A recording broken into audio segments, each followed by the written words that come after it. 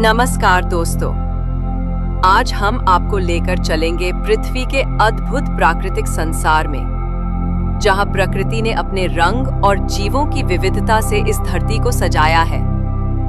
ऊंचे आसमान से जब हम पृथ्वी को देखते हैं तो हरियाली से ढके घने जंगल, लहराती नदियां, ऊंचे पर्वत और शांत झीलें, हर दृश्य मन को सुकून और प्रेरणा से भर देता है।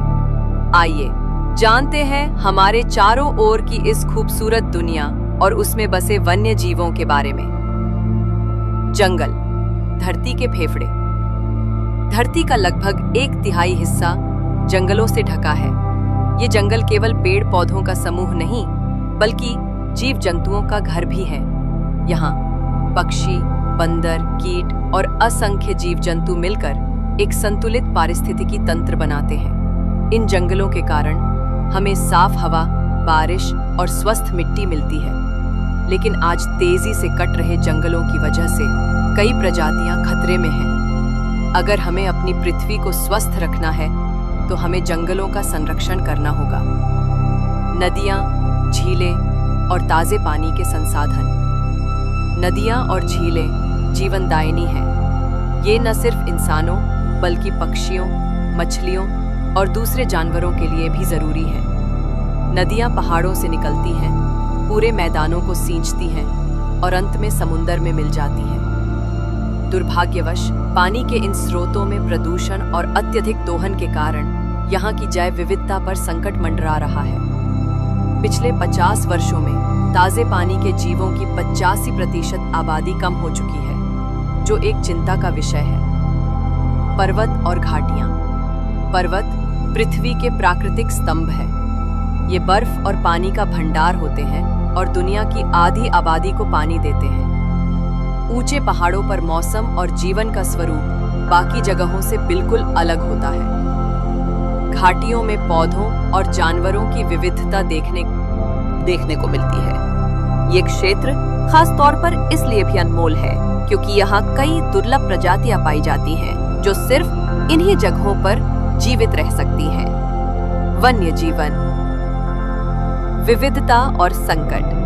पूरी दुनिया में करोड़ों की संख्या में पेड़ पौधे, जानवर, पक्षी और कीट पाए जाते हैं, लेकिन हाल के वर्षों में मनुष्य की गतिविधियों के कारण इनकी संख्या में भारी गिरावट आ रही है।